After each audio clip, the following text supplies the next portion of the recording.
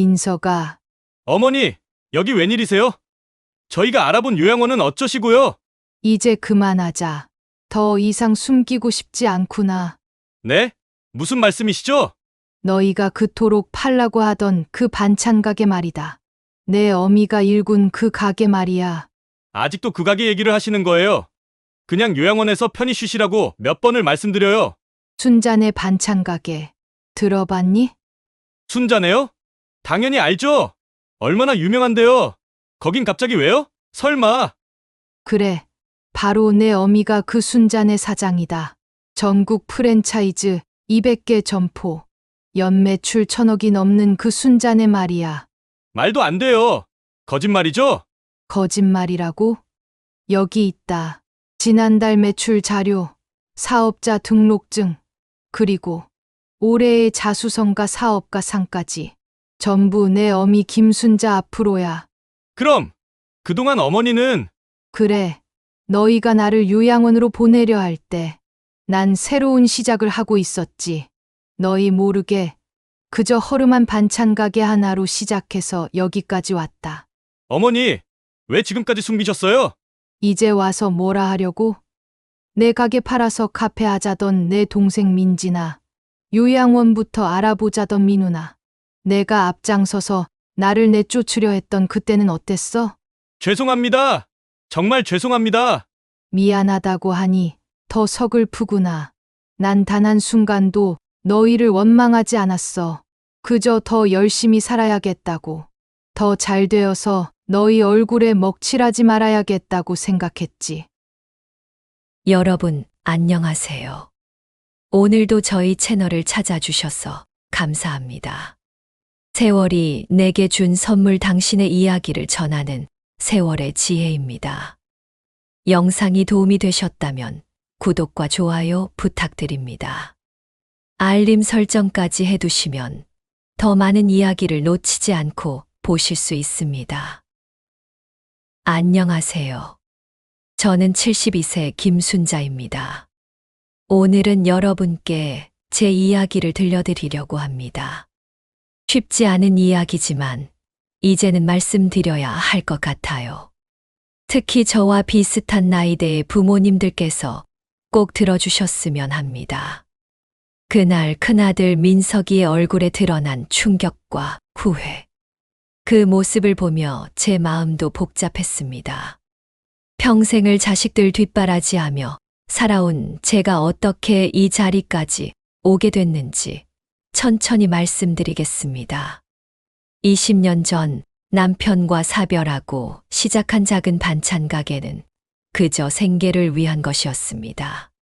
아침 5시면 일어나 장을 보고 밤 11시가 되어서야 문을 닫았죠. 그때는 자식들도 곁에서 도와주었습니다. 엄마, 이제 그만 쉬세요. 제가 설거지 할게요. 아니야, 민지야. 엄마가 할 수 있어. 어머니, 너무 무리하시는 거 아니에요? 괜찮아, 민우야. 이게 다 너희들 위한 건데, 무리는 무슨. 그때만 해도 우리는 행복했습니다. 비록 가난했지만 서로를 의지하며 살았으니까요. 하지만 세월이 흐르면서 모든 것이 변하기 시작했습니다. 어머니, 이제 그만 가게 접으세요. 제가 용돈 드릴게요. 민서가 오빠 말이 맞아요. 어머니, 연세에 무슨 장사예요. 맞아요, 어머니. 그냥 우리 집에서 편하게 쉬세요. 처음에는 그저 제가 힘들까봐 걱정하는 마음인 줄 알았습니다. 하지만 점점 그 말투가 달라지기 시작했죠. 어머니, 요양원이 얼마나 좋습니까? 시설도 좋고, 동네에서 이런 허름한 가게 하시는 거 저희 창피해요. 이제는 연세도 있으시고. 그러던 어느 날이었습니다. 작은 아들 민우가 들고 온 요양원 안내서를 보면서 깨달았습니다. 더 이상 미룰 수 없다는 걸 말입니다. 어머니, 여기 한 번만 가보시면 안 될까요? 민우야. 저희도 다 사정이 있잖아요. 어머니 모시고 있기가 부담스럽다고요. 그날 밤 저는 밤새 울었습니다. 그리고 결심했죠. 자식들이 부끄러워하지 않는 어머니가 되어야겠다고. 다음 날 아침, 저는 가게 문을 열기 전에 은행에 갔습니다. 그동안 모아둔 전 재산 3천만 원을 찾아서 프랜차이즈 컨설턴트를 찾아갔죠.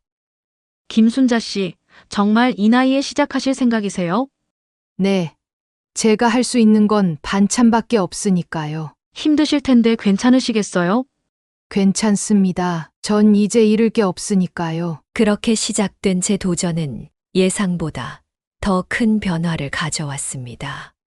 첫 프랜차이즈 매장을 내면서 했던 고민들, 밤새워 개발한 레시피들, 그 모든 것이 지금의 순자네를 만들어냈습니다.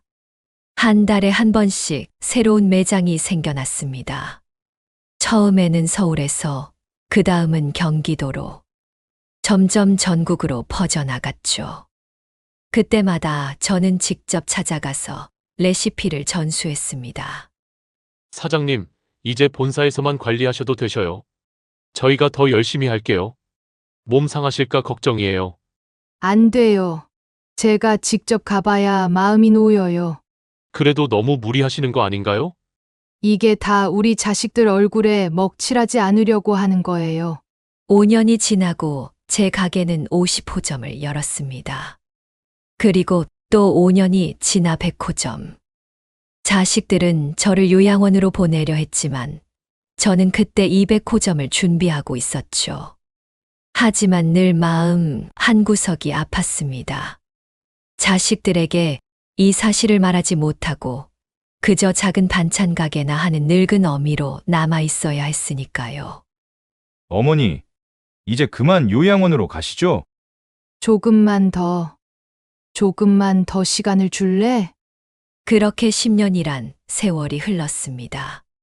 자식들은 저를 요양원으로 보내려 했고, 저는 그들 모르게 전국 체인점을 운영하는 기업인이 되어 있었죠. 누군가는 묻습니다. 왜 자식들에게 말하지 않았냐고. 하지만 제가 어찌 말할 수 있었겠습니까? 그들이 버리려 했던 어미가 사실은 이런 큰 기업을 운영하고 있었다고. 그저 조용히 지켜보며 기다릴 수밖에 없었습니다. 그리고 마침내 오늘 모든 것을 밝히는 날이 왔습니다. 하지만 이것은 시작에 불과했죠. 제 이야기의 진짜 시작은 여기서부터입니다. 큰아들에게 모든 걸 밝힌 그날 이후 우리 가족의 일상은 완전히 뒤바뀌었습니다. 민석이가 동생들에게 전화를 걸었다고 하더군요. 여보세요, 민지야. 오빠, 무슨 일이야? 엄마가. 왜? 어머니 무슨 일 있어? 아니, 우리가 큰일 났어. 그렇게 사흘 뒤 20년 만에 처음으로 우리 가족이 한자리에 모였습니다. 제가 그동안 운영해 온 순잔의 본사 회의실에서요. 어머니, 정말 이게 다 어머니가 하신 거라고요. 그래. 이게 다 너희 어미가 일군 거란다. 이런 큰 회사를 어떻게 혼자서 하셨어요? 너희들이 늘 못마땅해 하던 반찬 가게였지만 나는 하루하루 열심히 살며 달려왔다. 회의실 벽면에 걸린 상장들을 바라보는 아이들의 눈빛이 달라졌습니다. 올해의 여성기업인상, 장관상, 모범납세자상, 그리고 제일 최근에 받은 자수성가 대상까지. 어머니, 저희가 정말 죄송합니다. 그래. 이제 와서 뭐라 하겠니? 아니에요, 어머니. 저희가 정말 잘못했어요. 울지 마라. 민지야, 너희 엄마가 이렇게 잘 살고 있는데 뭐가 서러워서. 그때였습니다. 제 책상 위에 놓여 있던 신문을 민우가 집어들었죠. 전통의 맛을 현대화하다 순잔의 김순자 대표 인터뷰. 어머니, 이게 정말 그래. 지난주에 난 기사야. 읽어보련? 70대의 나이에도 매일 새벽 5시면 본사로 출근해 신메뉴 개발에 참여한다는 김순자 대표. 전국 200개 매장의 품질 관리를 위해 주말도 반납한 채 매장을 순회한다. 민지가 흐느끼며 제 손을 잡았습니다. 어머니, 저희는 그저 편하게 쉬시라고 그래서 요양원을 알아본 건데 알아. 다 알아. 너희 입장도 이해한다. 하지만 엄마는 말이다. 아직 할 일이 많아. 자, 이제 너희에게 보여줄 게 있구나. 전 천천히 일어나 회의실 문을 열었습니다. 우리 회사의 간부들이 모여 있었죠. 이분들은 우리 회사의 이사님들이야. 모두 나와 같은 처지였던 분들이지. 어떤 처지라는 건가요? 다들 자식들에게 버려졌던 분들이란다. 난 그분들에게 새로운 기회를 드렸을 뿐이야. 우리 회사 이사진의 절반 이상이 60대 이상의 어르신들입니다. 젊은 직원들과 조화를 이루며 전통의 맛을 지켜나가고 계시죠. 이게 바로 내가 꿈꾸던 거야. 나이가 들었다고 버려질 존재가 아닌 오히려 그 경험과 지혜로 더 큰 가치를 만들어내는 것 말이다. 민석이가 갑자기 자리에서 일어나 깊이 고개를 숙였습니다. 어머니, 저희가 잘못 생각했습니다. 어머니께서 이런 큰 뜻을 품고 계신 줄도 모르고. 이제 알았으니 됐다. 하지만 한 가지 묻고 싶구나. 네, 말씀하세요. 이제라도 너희 어미의 꿈에 동참할 생각이 있니? 세 남매는 서로를 바라보았습니다. 그들의 눈빛에서 무언가 달라진 것을 느낄 수 있었죠. 어머니, 저 회사에서 일하고 싶습니다. 그래. 어떤 일을 하고 싶은데? 어머니가 그동안 해오신 일을 곁에서 배우고 싶습니다. 처음으로 제 아들의 눈빛에서 진심을 보았습니다. 하지만 전 바로 대답하지 않았습니다. 이제 시작입니다. 진정한 가족의 의미를, 그리고 사업가로서의 책임감을 가르쳐줘야 할 시간이 온 것이니까요. 그날 이후 자식들의 태도는 겉으로 보기엔 너무나 달라졌습니다. 하지만 세상 일이 그리 쉽게 변하진 않는 법이지요. 어머니, 이제 좀 쉬세요. 제가 회사 일 배워볼게요. 그래. 어디서부터 배우고 싶은데? 전무자리면 어떨까요? 민석이의 말에 저는 깊은 한숨을 내쉬었습니다. 겨우 일주일 만에 전무 자리라니. 하지만 이건 시작에 불과했죠. 어머니, 이거 보세요. 제가 새로 기획한 사업안이에요. 무슨 내용인데? 순자네를 해외로 진출시키는 거예요. 중국, 미국, 전부 제가 맡아서. 민우야, 내가 지금 국내 매장 하나라도 제대로 운영해 본 적 있니? 둘째 민우의 욕심은 더 컸습니다. 해외 진출이라. 국내 매장 하나 제대로 모르면서 말이죠. 어머니, 왜 저만 물러나 있어야 해요? 오빠들은 벌써 회사에 들어왔는데 민지야, 저도 기여할 게 있다고요. 제가 알아본 명품 브랜드 업체들이랑 협업하면 잠깐. 너 설마 회사 자금으로 내 카페 차리려는 거니? 그렇게 한 달이 지났습니다. 어느 날 밤 회계팀장이 급하게 저를 찾아왔습니다.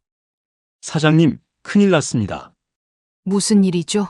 민지 이사님께서 회사 자금 5억을 무단으로. 뭐라고요? 막내딸 민지가 회사 자금을 빼돌려 명품 카페를 차리려 했다는 사실이 드러났습니다. 그것도 모자라 둘째 민우는 더 가관이었습니다. 민우 이사님이 경쟁사와 접촉했다는 첩보가 들어왔습니다. 자세히 말씀해 주세요. 저희 레시피를 통째로 넘기려고 했답니다. 대가로 경쟁사 부사장 자리를 제안받았다고 합니다. 가슴이 무너져 내리는 것 같았습니다. 하지만 더 큰 충격은 따로 있었죠. 어머니, 이제 그만 물러나세요. 민서가, 너 맞어. 어머니 연세가 이렇게 많으신데 이제는 제가 회사를 맡아야 하지 않겠어요? 내가 뭘 안다고. 주주총회를 열겠습니다. 이사회에서 어머니 퇴진을 결의할 겁니다. 순간 제 눈앞이 캄캄해졌습니다. 자식들에게 회사 지분을 나눠준 것이 이리 큰 독이 될 줄 몰랐습니다. 사장님, 큰일 났습니다. 새 자녀분들이 지분을 모아서. 그만. 사장님, 이제 되었다. 저는 천천히 서랍을 열었습니다. 거기엔 제가 그동안 준비해온 것들이 있었죠. 어머니, 이제 결정하셨습니까? 경영권은 이제 제게 넘겨주시죠. 그래, 결정했다. 다행입니다. 그럼 저희가 오해하지 마라. 내가 결정한 건 너희에 대한 마지막 시험이었다. 자식들의 얼굴이 굳어졌습니다. 저는 그동안 준비했던 서류 뭉치를 꺼내들었습니다. 이게 뭡니까? 너희들이 저지른 모든 증거야. 민지의 횡령 서류, 민우의 기밀 유출 정황, 그리고 민석이 내가 이 사진들을 매수하려 했던 증거까지. 방안이 쥐죽은 듯 조용해졌습니다. 난 너희 어미야. 내 자식들이 이런 짓을 저지르지 않길 바랬지만 이미 다 예상하고 있었다. 이제 진짜 시작입니다. 자식들의 뒤통수치기도, 제 가슴 속 눈물도. 이제부터가 진짜 이야기의 시작이었습니다. 자식들의 배신은 거기서 끝이 아니었습니다. 증거를 들키자 오히려 더 노골적으로 나오기 시작했죠. 어머니, 우리가 잘못했다고 해서 이 상황이 바뀌진 않아요. 무슨 소리니? 이미 주주들하고도 다 얘기가 됐어요. 어머니가 그동안 회사를 독단적으로 운영했다는 것도요. 민석이가 가지고 온 서류 뭉치를 보니 가슴이 싸했습니다. 제가 그동안 어르신들을 고용한 것, 수익성이 낮은 시골 매장들을 고집한 것, 모든 게 경영 실패 사례로 지적돼 있었죠. 노인 인력 비중 과다, 비효율적인 매장 운영. 이게 다 무슨 소리야? 현실이에요, 어머니. 이제는 전문 경영인이 필요한 때라고요. 전문 경영인이라. 내가 그 전문가란 말이니? 그때 문이 벌컥 열리며 민우가 들어왔습니다. 어머니, 이번 주총은 막을 수 없어요. 조용히 물러나시는 게 좋을 겁니다. 너희 둘 다 제정신이니? 제정신이어야 하는 건 어머님이세요. 그 나이에 무슨 부귀영화를 보시겠다고 이러세요. 말이 채 끝나기도 전에 민지가 달려들어왔습니다. 오빠들, 큰일 났어. 무슨 일이야? 주식. 어머니가 가진 지분이 우리 셋 합친 것보다 많아. 순간 방안이 얼어붙었습니다. 그게 무슨 소리야? 불가능해. 분명히 어머니 지분은 30%였는데. 내 말이 맞다. 민지야. 전 천천히 서랍에서 새 서류를 꺼냈습니다. 지난 3년간 내가 조용히 매입한 지분이야. 너희들 모르게 40%를 더. 설마. 그래. 이제 나는 순자네의 70% 대주주가 됐어. 민석이의 얼굴이 하얗게 질렸습니다. 불가능해요. 그 돈이 어디서? 너희가 날 요양원으로 보내려 할 때부터 난 이 날을 준비해왔다. 어머니, 설마 그동안 그래. 매달 너희에게 보낸 용돈도 사실은 너희 지분을 사들이기 위한 거였어. 잠시 침묵이 흘렀습니다. 그리고 민우가 벌떡 일어났죠. 이럴 순 없어요. 저희가 가만히 있지 않을 거예요. 뭘 어쩌겠다고? 경쟁사에 우리 기밀을 팔아넘기려 한 증거도 있는데. 그때였습니다. 문 밖에서 소리가 들려왔습니다. 검찰 특수부입니다. 정민우 씨 계십니까? 자식들의 얼굴이 핏기를 잃었습니다. 어머니, 설마 난 최선을 다했다. 너희에게 기회를 주려고. 하지만 이젠 어쩔 수 없구나. 검찰이 들이닥치고 회사는 발칵 뒤집혔습니다. 민우의 기밀 유출 시도, 민지의 횡령, 민석의 배임 혐의. 모든 것이 수면 위로 떠올랐죠. 김순자 씨, 고발장은 취하하실 수 있습니다만. 아니요. 그대로 진행해 주세요. 어머니, 법대로 하세요. 제 자식이라고 봐주면 그건 또 다른 범죄가 되는 거니까요. 그날 밤 한방송사에서 전화가 왔습니다. 김순자 대표님, 자녀분들의 배신과 회사 찬탈 시도, 이 사건을 취재하고 싶습니다. 저는 잠시 생각에 잠겼습니다. 이제 더 이상 숨길 것도 감출 것도 없었으니까요. 순자네 창업주 김순자 대표, 자녀들의 경영권 찬탈 시도 폭로, 100억대 기업 상속 분쟁, 요양원 보내려던 자식들의 배신. 70대 노모가 일군 기업을 자식들이 빼앗으려 하다. 다음 날 아침 주요 뉴스의 헤드라인이 도배되었습니다. 하지만 더 큰 폭풍은 그때부터였죠. 어머니, 어떻게 이럴 수가 있습니까? 뭘 말이냐? 우리가 얼마나 망신을 당하고 있는 줄 아세요? 동네 사람들이 손가락질하고 우리를 벌레 보듯 본다고요. 그때 민지가 휴대폰을 들고 뛰어들어왔습니다. 화면을 보니 5년 전 제가 요양원으로 가길 거부하자 민우가 소리치던 장면이었습니다. 이런 허름한 가게나 하고 우리가 얼마나 창피한 줄 아세요? 그냥 요양원으로 가시라니까요. 댓글들은 더 무서웠습니다. 자식 키운 게 독을 키운 거네. 우리 부모님 생각나서 눈물이 나요. 이런 자식들은 다 감옥에 가야 마땅하죠. 라는 댓글들로 도배되기 시작했습니다. 하지만 자식들은 점점 더 악랄해졌습니다. 어머니, 이런 얘기까진 안 하려고 했는데 어머니 치매 의심 증상에 대해 주주들에게 이야기할 겁니다. 뭐라고? 우리도 가만히 있진 않겠다고요.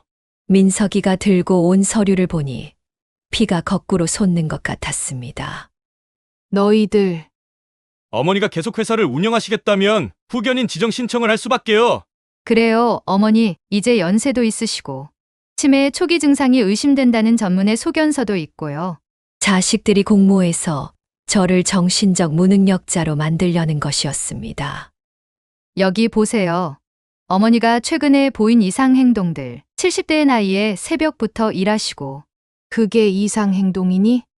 밤늦게까지 매장을 순회하시고 갑자기 직원들 월급을 올리시고 그래, 내 말대로다. 난 미쳤나 보구나. 내 전 재산을 자식들 이름으로 해놓은 것부터.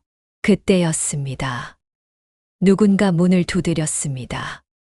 들어오세요. 문이 열리고 우리 회사의 이사진들이 들어왔습니다. 모두 제가 요양원에서 모셔온 어르신들이었죠. 사장님, 저희가 드릴 말씀이 있습니다. 네, 무슨, 저희도 이제 증언하려고 합니다. 자식들이 어떻게 사모님을 대했는지 그동안 지켜본 것들을. 자식들의 얼굴이 하얗게 질렸습니다. 잠깐만요. 그분들은 다 치매가 있으신 분들이라. 그래? 그럼 설명해 보렴. 왜 우리 회사 매출이 5년 연속 상승했는지, 왜 직원 이직률이 업계 최저인지. 이사진들이 하나둘 서류를 꺼내기 시작했습니다. 이건 민우 씨가 경쟁사와 만난 사진입니다. 이건 민지 씨가 회사 자금을 빼돌린 증거고요. 이건 민석 씨가 이사회를 매수하려 한 녹음 파일입니다. 자식들은 마지막으로 한수를 더 띄웠습니다. 어머니 이러시면 우리 아버지 사건도 공개해야 할 텐데요. 순간 제 손이 떨렸습니다. 20년 전 남편이 남긴 부채를 제가 몰래 갚은 일을 어떻게 알고 있던 걸까요? 그 부채가 어떤 부채였죠? 이걸 언론에 공개하면 어머니가 그동안 쌓아온 이미지는 어떻게 될까요? 그래, 여기까지 왔구나. 전 천천히 서랍을 열었습니다. 이게 뭐예요, 어머니? 서랍에서 꺼낸 것은 20년 전 남편이 쓴 유서였습니다. 너희 아버지가 남긴 유서다. 내가 그동안 숨겨왔던. 아버지 유서라고요? 그래, 여기 써 있구나. 너희 아버지가 왜 그 빚을 지게 됐는지. 민석이 놀란 듯 유서를 잡으려 했지만 제가 먼저 펼쳐들었습니다. 너희들 아버지가 왜 그 돈을 빌렸는지 알고는 있니? 그거야 사업 실패 도박비 때문이잖아요. 아니다. 너희들 대학 등록금이었어. 방안이 쥐 죽은 듯 조용해졌습니다. 민석이 의대 등록금에 민우 로스쿨, 민지 유학, 너희들 꿈을 위해서였다. 거짓말하지 마세요. 거짓말이라고? 그럼 이건 뭐지? 제가 꺼낸 두 번째 서류 뭉치를 보자 자식들의 얼굴이 하얗게 질렸습니다. 각자의 학교 등록금 영수증과 아버지가 쓴 차용증이었죠. 이걸 어디서? 내 말대로다. 민서가 이걸 언론에 공개하면 어떻게 될까? 아버지, 이름에 먹칠을 한 게 누구인지. 그때 밖에서 소란이 일었습니다. 김순자 대표님, MBC입니다. 자식들이 창밖을 내다보더니 휑하게 질린 표정을 지었습니다. 회사 앞이 취재진들로 가득 찬 것이었죠. 어머니, 설마. 그래. 내가 불렀다. 이제 모든 걸 밝힐 때가 됐으니까. 안 돼요. 우리가 뭐가 되겠어요? 뭘? 이제 와서 무슨 말을 하겠다고? 전 천천히 일어나 창가로 걸어갔습니다. 사람들이 알아야지. 요즘 자식들이 부모를 어떻게 대하는지. 어머니, 그러시면 저희는. 너희들. 그래. 이제야 두렵구나. 너희가 그동안 나를 어떻게 대했는지 세상이 알게 될까봐.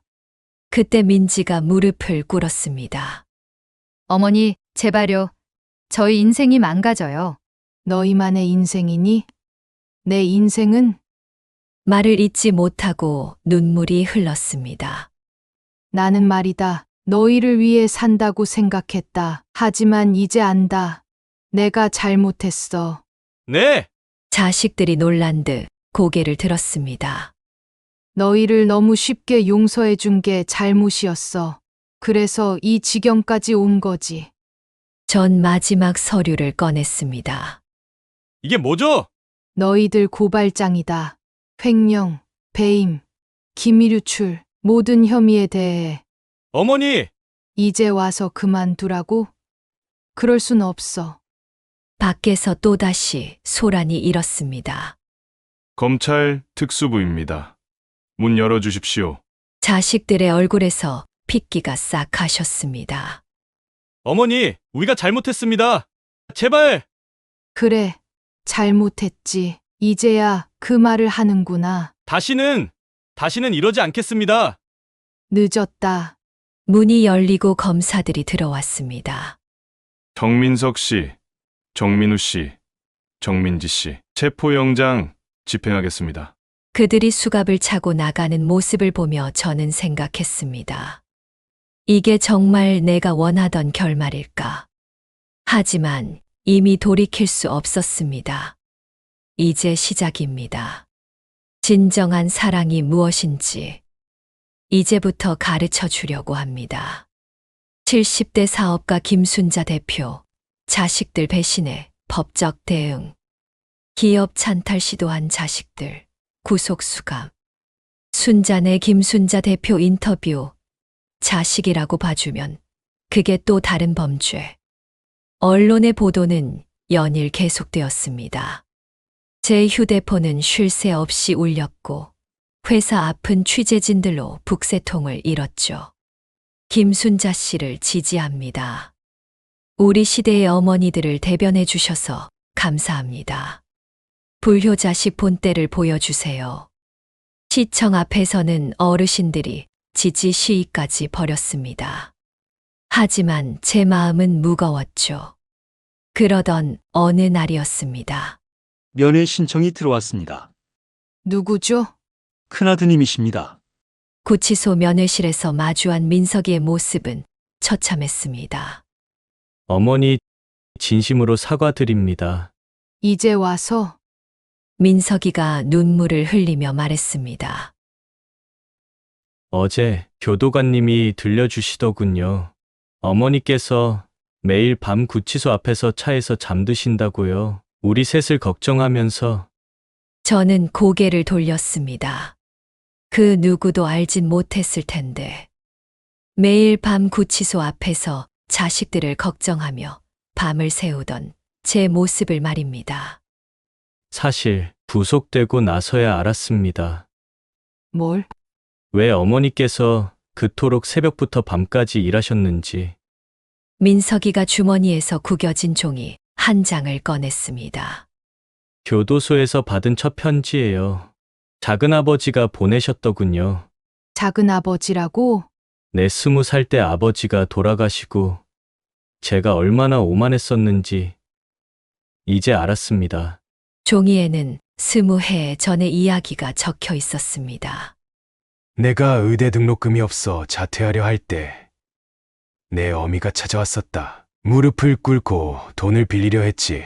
하지만 난 매정하게 거절했었다. 그날 이후 내 어미는 새벽부터 밤까지 반찬을 만들어 팔았다. 너희들 학비를 대기 위해. 그제야 알았습니다. 왜 어머니께서 그토록 일에 집착하셨는지. 감옥에 있는 동안 자식들은 많은 것을 깨달았다고 합니다. 막내 민지는 교도소에서 편지를 보내왔습니다. 하지만 전 쉽게 마음을 열 수 없었습니다. 사장님, 자식들이 반성하고 있는 것 같은데. 그래요. 이제 용서해 주시는 게 어떠신가요? 아니요. 아직은 아닙니다. 그러던 어느 날 뉴스를 보고 깜짝 놀랐습니다. 화면에는 민석, 민우, 민지가 다른 재소자들과 함께 반찬을 만드는 모습이 나왔습니다. 저희가 엄마한테 진 빚을 갚을 순 없겠지만 이곳의 재소자들과 함께 반찬을 만들어 독거노인분들께 전달하고 있습니다. 카메라가 민지의 눈물을 잡았습니다. 엄마, 이제야 알았어요. 왜 그토록 반찬을 정성스럽게 담그셨는지, 한 젓가락의 의미가 뭔지. 엄마의 반찬 프로젝트 전국 교도소로 확대. 재소자들이 만든 반찬 독거노인 2만 가구에 전달. 순잔의 자녀들의 뜻밖의 선행. 언론의 관심이 달라지기 시작했습니다. 김순자 대표님, 자녀분들의 봉사활동에 대해 어떻게 생각하십니까? 구속된 지 3개월 만에 이런 변화를 보이는 것에 대해. 아직 지켜봐야죠. 하지만 제 마음도 조금씩 흔들리고 있었습니다. 교도소장이 보내온 편지에는 이런 내용이 있었죠. 김순자님, 귀하의 자녀들이 매일 새벽 4시에 일어나 반찬을 만듭니다. 처음에는 서툴러서 손가락을 베고 불에 데워가며, 하지만 이제는 교도소에서 제일 맛있는 반찬을 만듭니다. 그날 밤, 전 오래된 일기장을 펼쳤습니다. 오늘도 민석이가 2대 실습비를 달라고 했다. 반찬값을 깎아달라는 손님의 말에 눈물이 났다. 하지만 괜찮아. 내 새끼들 잘 되는 것만 보면. 민우가 로스쿨 합격했다. 등록금이 너무 비싸다. 오늘부터 2시간 더 일찍 나와야겠다. 민지 유학비 때문에 가게를 담보로 대출받았다. 이자가 너무 비싸지만 그래도 우리 막내딸 꿈을 이뤄주고 싶다. 그리고 마지막 장을 넘기자 제가 잊고 있던 메모가 떨어졌습니다. 내 인생에서 가장 행복한 순간은 새벽에 민석이가 몰래 가게 들러 반찬 훔쳐 먹을 때, 민우가 친구들 데려와 자랑할 때, 민지가 학교에서 엄마 반찬이 제일 맛있다고 할 때이다. 눈물이 흘렀습니다. 수감 생활이 2년째 접어들었습니다. 자식들은 각자의 형기를 살며 조금씩 변화하고 있었습니다. 어머니, 오늘도 반찬 봉사 신청자가 늘었답니다. 그래? 네, 이제는 하루 2,000명분의 반찬을 만들고 있어요. 면회 시간, 민석이의 얼굴은 까맣게 그을려 있었습니다. 새벽 4시부터 일어나 반찬을 만든다면서? 네, 이제야 알겠어요. 어머니가 평생 그러셨다는 걸. 민우는 교도소 내 요리 강습 프로그램을 시작했다고 합니다. 다른 재소자들에게 어머니의 레시피를 가르치면서 그 안에 담긴 사랑을 전하고 있다고 하더군요. 어머니, 제가 가르친 분들이 출소하면 그분들도 이웃을 위해 반찬을 만들고 싶대요. 민지는 교도소 내에서 엄마의 마음이라는 수기를 쓰고 있었습니다. 엄마, 그동안 제가 얼마나 어리석었는지 하루하루 기록하고 있어요. 하지만 저는 아직도 마음이 무겁습니다. 큰아들 민석이는 앞으로 3년, 둘째 민우는 2년, 막내 민지는 1년의 형기가 남아있죠. 사장님, 이제 그만 용서해 주시는 건 어떠세요? 아니요. 죄를 지었으면 그만큼의 대가는 치러야죠. 이게 진정한 사랑입니다. 자식이라고 봐주는 게 아니라 잘못한 만큼 책임지게 하는 것. 그게 진정한 부모의 도리겠죠. 어머니, 저희가 언제가 될지 모르지만 출소하면 그래, 말해보렴. 다시 어머니 곁에서 시작할 수 있을까요? 가장 낮은 자리에서. 자식들의 눈빛이 달라졌습니다. 이제는 돈이나 욕심이 아닌 진정한 순자네의 가치를 이해하는 눈빛이었죠. 그건 너희들의 몫이야. 남은 형기를 어떻게 보내는지, 그리고 출소 후에 어떤 마음가짐으로 사는지, 그걸 보고 결정하마. 세월은 흐르고 있습니다. 아직 자식들과 함께 할 그날까지는 많은 시간이 남았지만 저는 믿습니다. 진정한 사랑은 기다릴 줄 아는 것, 그리고 올바른 길로 이끌어주는 것. 그게 바로 부모의 마음이 아닐까요? 여러분의 자식들에게도 진정한 사랑이 무엇인지 가르쳐 주세요. 그게 우리가 물려줄 수 있는 가장 큰 유산일 테니까요. 세월이 우리에게 준 선물은 지혜입니다. 그 지혜로 자식을 바로 잡는 것. 때론 엄하게, 때론 따뜻하게. 그것이 우리 부모 세대가 해야 할 일이 아닐까요? 오늘도 전국의 수많은 부모님들이 자식들을 위해 애쓰고 계실 겁니다. 여러분의 이야기도 들려주세요. 함께 나누고 싶습니다. 우리 부모님들의 이야기가 궁금하시다면 구독과 좋아요, 알림 설정 꼭 해주세요. 여러분의 소중한 이야기를 기다리겠습니다. 댓글로 많은 이야기 남겨주세요. 다음 시간에는 더 따뜻한 이야기로 찾아뵙겠습니다. 감사합니다.